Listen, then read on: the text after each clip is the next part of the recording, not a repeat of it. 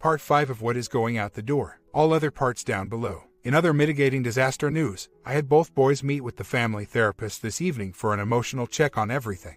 I really like this therapist as she was the one who we were working with for behavioral issues when the bomb dropped, and she was a lifeline to IC and the non-used MC. Also, she went to high school with one of my divorce attorneys. We have a very good rapport and seems to understand my side of things. To the chagrin of STBX, I filled her in on the latest and she met with the boys. Good news is that they are doing very well, extremely well behaved and cooperative with her and each other. And we're handling the news positively. Of course, she cautioned, since STBX is still at home, we will need to wait and see how they react later. Again, hope for the best, prepare for the worst. As we were recapping, she let me know that the boys had spoken with STBX on FaceTime at school today and some kind of talk about a trip to California. Couldn't quite get the details, but we'll need to find out more. Now I'm grilling the kids. Therapist saw the irritated look on my face and I tried to keep neutral as much as possible. Jesus, now what harebrained thoughts is she putting into their minds? Apparently, everything okay for now though, and we'll schedule again when needed. STBX called at 8, but I was upstairs, plus she's already FaceTimed and we just got home, so I ignored it. I sent this to her in the morning. STBX, I have been working with lawyer on the agreement this week and I wanted to present another option for your consideration. I know your heart is not in Ohio but rather in Los Angeles with your family, friends, and career. Ohio has a long-distance custody agreement that could provide a solution. I know this may sound out of the box, but you did tell me that moving to Ohio was the biggest mistake of your life. This situation could provide an opportunity for you to truly find happiness. Please let me know your thoughts. My purpose of this email is multifold. 1. Providing an out for STBX while saving face. The reality is that her life in Ohio revolves primarily around me and my family. Besides the boys, there is no reason for her to be here. Her family, friends, and job are all in Ka. She cannot get a position with a firm here as she is still not admitted to the Ohio bar. She had stated to me several weeks ago, now I'm stuck here for the duration. This would allow her to continue being a parent but allowing her to return home. 2. To make a statement that I do not need her here nor necessarily even want her here and I'm willing to let go. 3. If accepted, the agreement firmly puts me in control of the boys. Looking at the long-distance schedule, it seems to alternate major holidays, split winter and spring breaks, half the summer break, and allows for an area visits and a weekend a month, which would be cost prohibitive, I'd think. I got to thinking about this as I have felt so much more peaceful without STBX being anywhere near here right now. Quick update on this. So just got off the phone with my attorney to make some revisions to the custody agreement. And the agreement includes the long-distance custody language, which is customary in this county's agreements. So, if STBX moves, it automatically goes into effect, which means we would not have to renegotiate anything. So, the document covers both if STBX stays or if STBX goes. She's sending over the revisions today for my review. So STBX calls at 7:50 to talk to the boys, and last night at 8:10. Last night, I actually got them up as they were getting ready for bed to call back, which got them wound up, and it took me a while to get them settled back down. The deal was to call at 7:30 to talk with them. I remembered what people said. STBX thinks his time is her time, so I let tonight's call go. And after they were asleep, I texted that STBX has been calling during bedtime and needs to call prior to 7:30 if she wants to talk to them. So, in other being a jerk news, I would appreciate some input on a practical, yet potentially out-slicking myself, matter. I have 4 bedrooms in this house. 1 is the master, 1 the boys share with twin beds, a guest bedroom, and an oversized bedroom which we converted to a playroom with a sectional TV, train table. The 2 to 3 year plan was to finish the basement and use that as a music playroom. Now that's not going to happen. However, the sharing of the bedrooms for the boys is not working with one parent, and very rarely 2, as they cannot quit entertaining each other enough to settle down. So, I have 1 that sleeps in the boys' room and 1 that I put down in the guest bedroom. STBX has been sleeping with 1 in the guest bedroom since the separation. I would like to keep the playroom as it's a good staging area for bedtime, after baths, etc., and would like to convert the guest bedroom into the other boys' bedroom. Downside is I won't have a guest room. I really have no overnight guests as my family is here, but I like the idea of having one if needed. This guest bedroom is furnished with my original master furniture from when I was single, and I could move it all to the basement. Now, the out-slicking part. I am very tempted to make this change this weekend and Monday while STBX is out of town. One of the other big benefits is that STBX will not have a bed at this house to sleep in. There is, however, the sectional in the playroom. What is proving to be a motivation is the thought of those online personal ads and STBX sleeping like a log in my bed with my furniture. Do you guys think this would be justified or just being a jerk? Frankly, I don't want to co-parent. I don't want to be amicable with someone who has pretty much spit in my face after years of emotional and financial investment. I don't want to co-parent with someone who I see now as irresponsible and self-serving. I don't want to co-parent with someone who I now see as a potential liability for my kids. Since STBX has been out of town, the stress level has decreased exponentially. The boy's behavior has improved dramatically.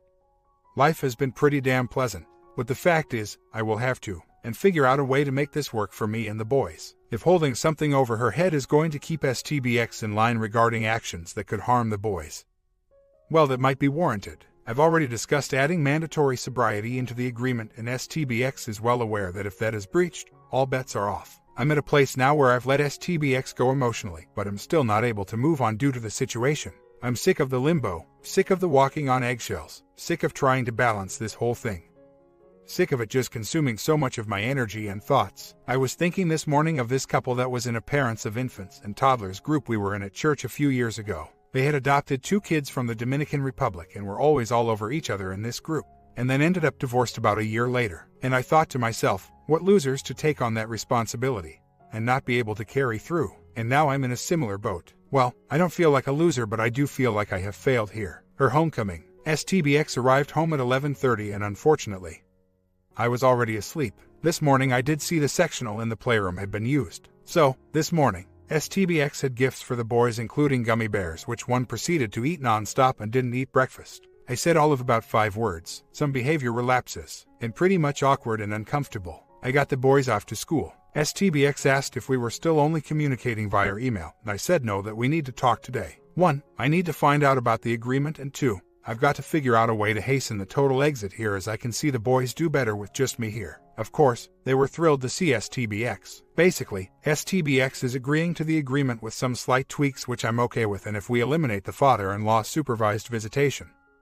which she acknowledges, and I made the point there. So, this should be done by next week as all major terms agreed to. All very amiable. Of course, we had a general relationship, rehash discussion. Basically, we just see this whole situation so differently. She says I just don't understand her decision and have been hearing things I wanted to hear out of context the last several months. And she doesn't get my position about the resentment about the no MC option or trying to make it work for the boys. So, we agreed to disagree. I also revisited the online stuff and let her know I had discussed with my parents. True. Some friends at church. True. Some parents who are friends of ours at school. Not true, but a bluff. And whether they found this appropriate enough. STBX was horrified and copped to it all again, but acknowledged it with some further details as just messing around one night out of boredom, and stated that down the line we will probably use this for internet dating. I agreed, but I reminded her to be aware of in what context, etc. She did acknowledge some bad judgment on that and said she has not gone out with anyone since this.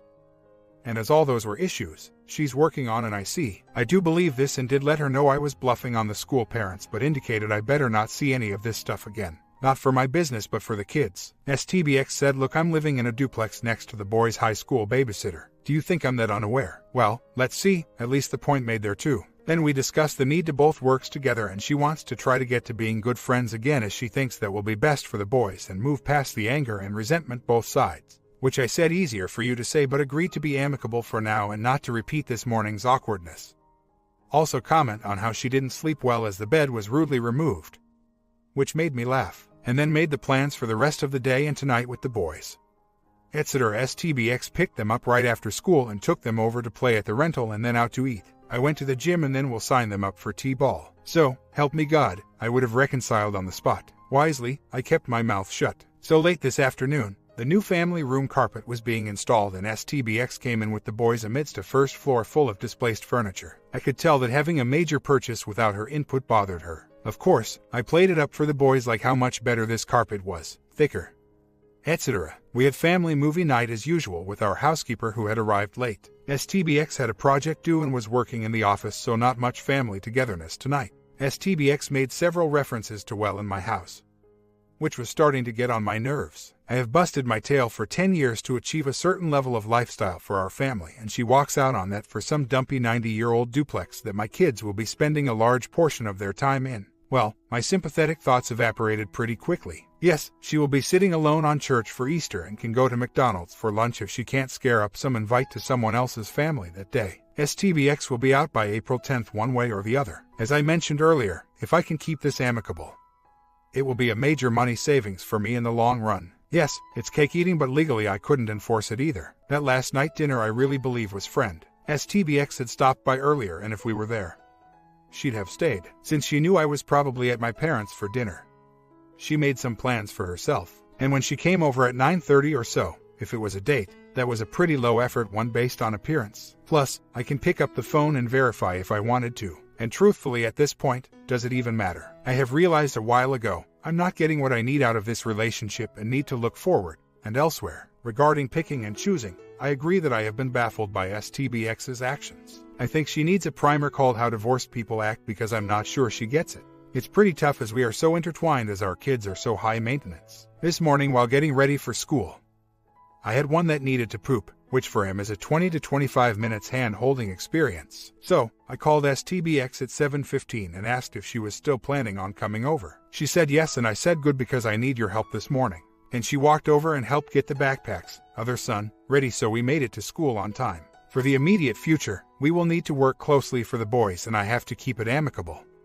As much as I'd rather not. After STBX moves out, it will be easier to set clear boundaries. I think once I find another relationship, the detachment here will really be achieved. Believe it or not, I have made some serious progress on this. Do I look like a pushover? Sometimes I think so. But we live in a small community, and I don't want some screaming altercations going on either. The last 6 months have been a tough balancing act of allowing picking and choosing versus the boy's best interests. I can assure you after her departure, there will be no husbandly duties. AP and my IC have both indicated that sometimes the Pounds has to suck it up in the short term for the best interests of children, and it looks like the WS gets away with it. But my IC says the repercussions will hit STBX later on this, and I need to remain the stable one for the boys. STBX brings the boys home from school, cooks dinner. I give baths. We put them to bed, and before one boy is asleep, STBX is out the door and over at the rental. So, I send a text saying we needed to talk and come back over, and she responds she's working on a project with the senior partner and will call me in a few minutes. She calls me and I say, look, I am not okay with you flitting in and out of here at your convenience. It's confusing to the boys and I'm not comfortable with it. You need to either stay here and ride this thing down with me or stay over there permanently. So, she replies that she's implementing the schedule now that we had agreed upon for Mon, and 2 nights at the rental and then rest of the week here until the agreement is signed, since you won't let the boys leave. This is what we decided before my 2-week trip to Le, and says funny that you are requesting me now there full-time as you took the bed away. So, I said we needed a firm schedule and boundaries moving forward for the next few weeks, which she agreed with. So, I'm now kicking myself for making that agreement for Mon and 2 nights for the soft transition. I didn't foresee the issues on that. She will be back over on Wednesday. Is it bad karma to want somebody to be hit by a truck? Weeks later, well, it's over. After some last-minute back and forth today with the lawyers, STBX and I agreed on the custody agreement at 4:30 p.m. I had a conference call with my attorney right after lunch to review opposing counsel's changes with my mother, as we had just gotten back from lunch, and I wanted her to review this with me and the attorney for another set of eyes. My mother is crying after the call. I hate what STBX has done to the boys. STBX's last-minute revisions opened up a couple of slight advantages for me, which we took and gave a drop-dead time frame of agreement by 5 p.m. or court tomorrow morning. STBX accepted. I pick up the boys from school and STBX comes over at 6:45 p.m. with all the paperwork to sign and send to both attorneys via fax and email for my attorney to file tomorrow morning in court. Discussions on some details and how logistically this will work. STBX says, well, I'm not happy with this and neither are you, so it must be an okay compromise. I receive a diatribe about how I have been monopolizing the kids without thought of what's best for them with both parents. I counter with, my parents are offering to pay off your student loans if you move back to California. Response, STBX, that's offensive. Well, I hope you stick it out for the boys then. Her, you're offensive. We'll see how this plays out. If the boys start having issues, this will be revisited. Her, that goes both ways. STBX is a seething ball of resentment and anger. I was wondering what I ever saw in her. I'm sure she sees and feels the same about me. In my mind, I feel like I have kept the family together for 6 months and now it's over. The rest is just formalities. I don't feel any sense of accomplishment or winning or closure. I feel resigned and resentful. I know the goal is indifference and moving on, but this was just so wrong for the boys. No one wanted this except STBX, but the reality is I had no chance of turning this around from day one. Well, the first day of the move out did not get off to a rousing start. X comes over this morning as planned to pick up the boys. Everyone is dragging, so we all hang out for an hour. They leave for brunch at this point, and I proceed to get out and work in the yard and start the spring cleanup. While working on some hydrangeas, I end up nearly cutting the tip of one of my fingers almost off with the pruning shears. After trying to staunch the bleeding for over half an hour unsuccessfully, I manage to drive over to urgent care. I end up with my middle finger on my left hand taped up, heavily bandaged, a tetanus shot, and a 10-day dose of antibiotics. I swing over to the rental where X and the boys are and let them know what happened. Boys think I've cut my finger off and want the details of the shot. I had vowed not to step foot in that rental while the boys were there, but that went by the wayside. We all ended up hanging out for another hour. I asked X if she could watch the boys for about 2 hours while I got myself cleaned up, got something to eat, and she agreed. I also asked if she could come over tonight around 7:30 or 8 to give them baths because I can't get my left hand wet for a couple of days. She was amenable to that also. So, boys came back over, we played table game, Legos, etc., had pizza and movie night. X comes back over for baths and bedtime with some ice cream that I had requested, then heads back over for the home projects she's working on. So not much different than our usual life in some ways. Good news is that I'm noticing not quite indifference on my part, but something akin to that now. Months later, personal update, posted my first online dating profile with great anticipation.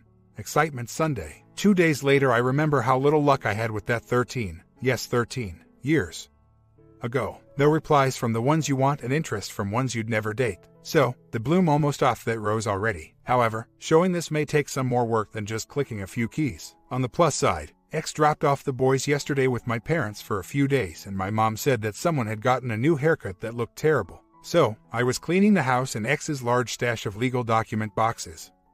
25 plus.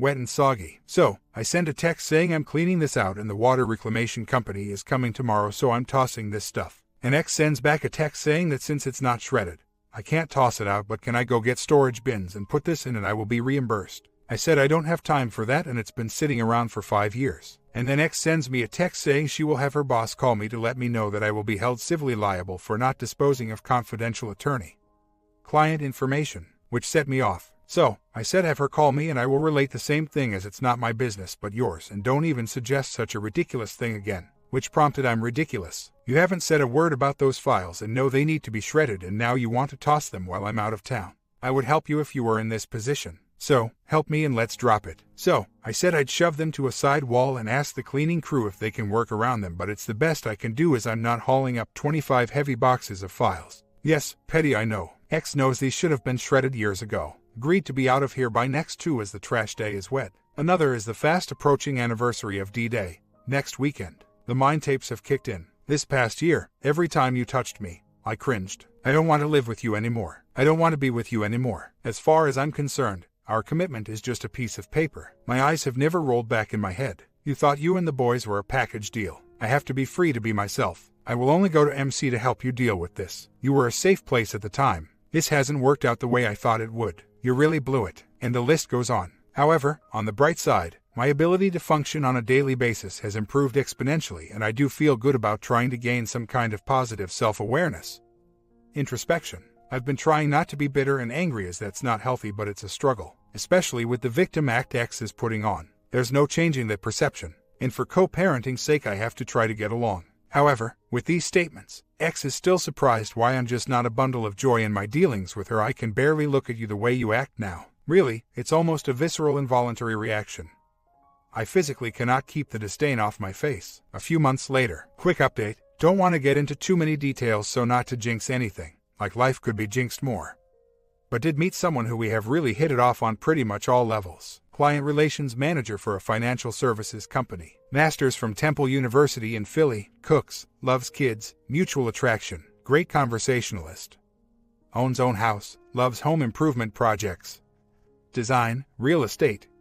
Solid family background, etc. So far, so good. Waiting for another shoe to drop. X, you have gone out of your way to make my life miserable, and you know I am a good parent who puts the boys first, and your warped sense of perception cannot see that. You need to be encouraging instead of neutral with the boys when they complain about being over here. You need to do what's best for them and cooperate with me more. Your behavior choices will define our relationship. Me, why can you not see where it would be difficult to be cooperative with someone who kicked me to the curb, destroyed our family?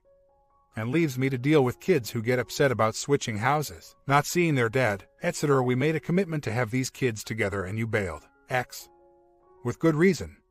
And the kids' well-being trumps your need for life balance in my eyes. And speaking of good reason, I am waiting for the day to hear you take any sort of responsibility for our issues. I am sick and tired of hearing how everything is my fault. Look at your behavior and see why you got some of the reactions you did. And so forth and so on with nuggets about not having the Explorer back seats fixed to keep the kids separated so they don't beat the hell out of each other because of money shortages, but money for a new stereo system. I needed the Bluetooth for safety, and going out with friends, I get free cranberry and soda so I spend at most like $20. God, an answer for everything. End said conversation with XOP. We have really got to let this go, both of us. Maybe not so productive, but I felt better just getting it out. Months later, I had an intense travel schedule coupled with the boys' activities really taking off. For example, I got in one Friday night from Denver at 1 a.m.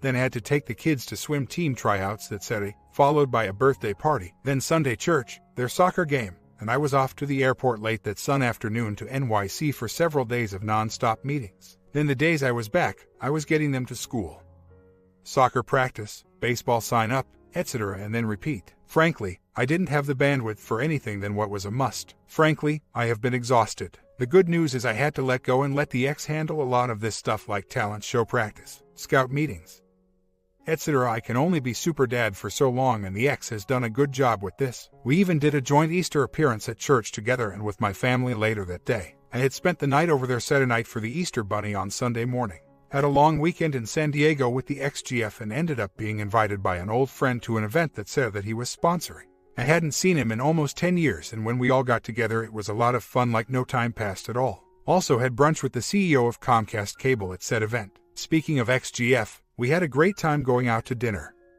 the beach, visiting with their family, looking at houses.